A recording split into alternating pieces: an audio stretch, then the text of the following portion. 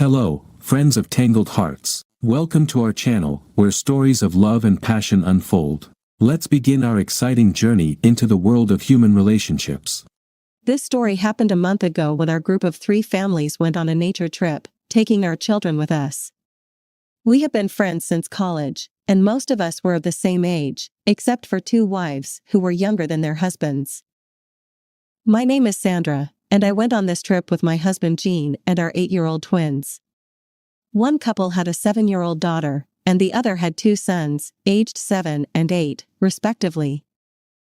In general, our vacation group was well chosen.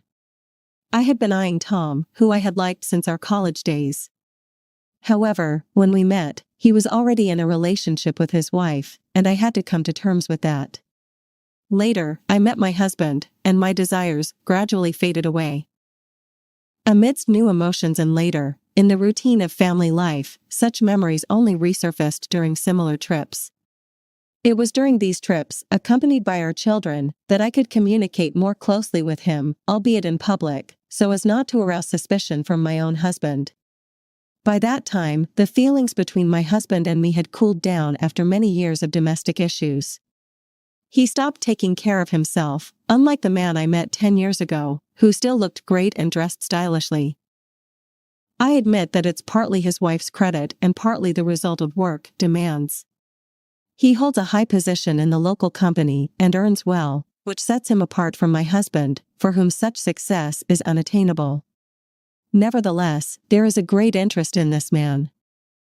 The camping site was quite large, so I never missed a chance to at least flirt or converse with him, although I tried to do it discreetly.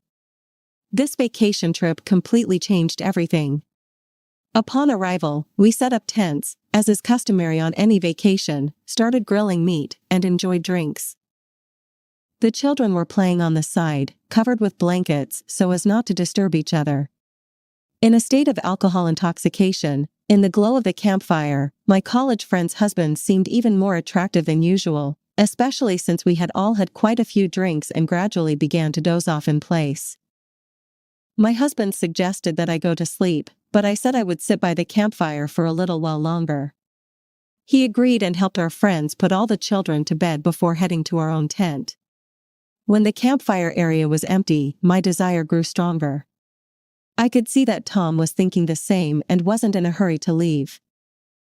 He only lingered for a moment to escort his wife to their tent, as she had overindulged in alcohol that evening, although it was not her usual habit. In the middle of the night, we were alone when everyone else succumbed to the effects of the long journey and alcohol. I suggested he sit next to me on the blanket, and he gladly agreed. He began complimenting me, confessing that he had dreamed of me his whole life and that I was much more beautiful than his wife. I was already enchanted and ready to believe anything, especially since he had always seemed attractive to me. I simply surrendered. It was quite a romantic scene in the forest, by the campfire. However, that was only until we had witnesses. Vincent, who was peacefully sleeping in his tent with his wife, came out to relieve himself. Approaching the campfire, he saw what we were doing, smirked, and went about his business.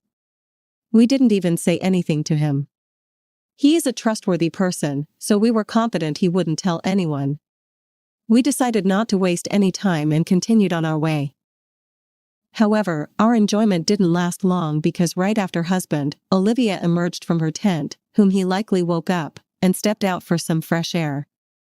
Olivia, an impulsive woman, didn't keep quiet. She had the sense not to shout and wake our children, and for that, we were grateful to her.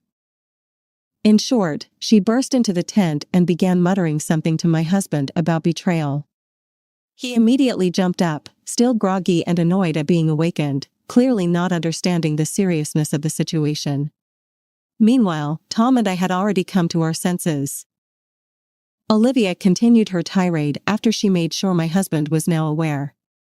She called for Inna and tried to pull her out of the tent, but her efforts were in vain. She was too drunk and couldn't respond coherently to attempts to wake her. Perhaps it was for the best, we could explain everything to her more clearly when she woke up with a clearer head. When my husband realized that Olivia was not lying, he immediately approached Tom and gave him a good punch in the face. He grabbed me by the hair and dragged me into the tent. None of us, the guilty parties, attempted to justify our actions. It was already clear that we couldn't go on living as we had before. In general, I quietly asked him not to shout at me, so the children wouldn't wake up. He didn't shout, just sat down beside me, buried his head in his hands, and began to speak. He listed to me various insults and regrets for so many lost years. I didn't care anymore. I only now realized that I had tempted him.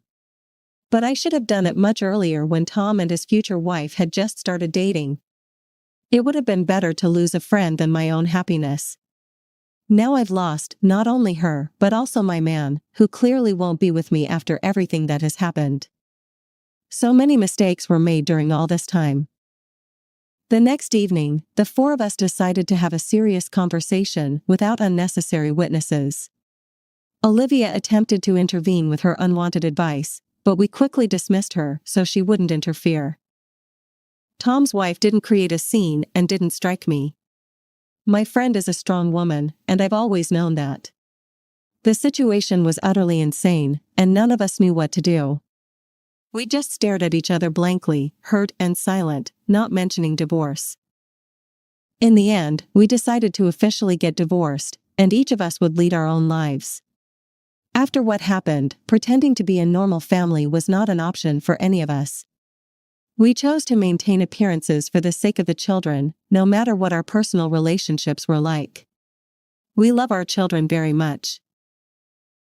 I know that neither my husband nor my friend will forgive me, but since I now have a chance to build the relationship I've always dreamed of, I decided not to let it slip away. After our return, my husband and I lived as neighbors, and I tried to maintain communication with Tom. I even invited him on a date, during which he honestly confessed that he could no longer lie to me and had to admit that he was cheating on his wife, not for the first time, always following the same pattern, which had worked with me as well. My heart was completely shattered. I lost everything dear to me in an instant. Only the children remained from the man who now hates me for my betrayal. Only after that could I realize how much pain I had caused him. He had truly been my support and anchor all these years, and I traded him for a cheap affair. That day, I came home and tearfully begged my husband to forgive me for what had happened between us.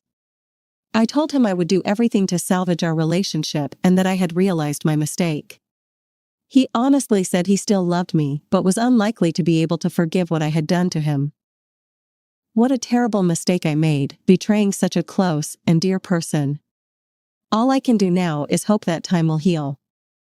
As we conclude our journey into the world of human relationships, please remember to subscribe, like, and share our content.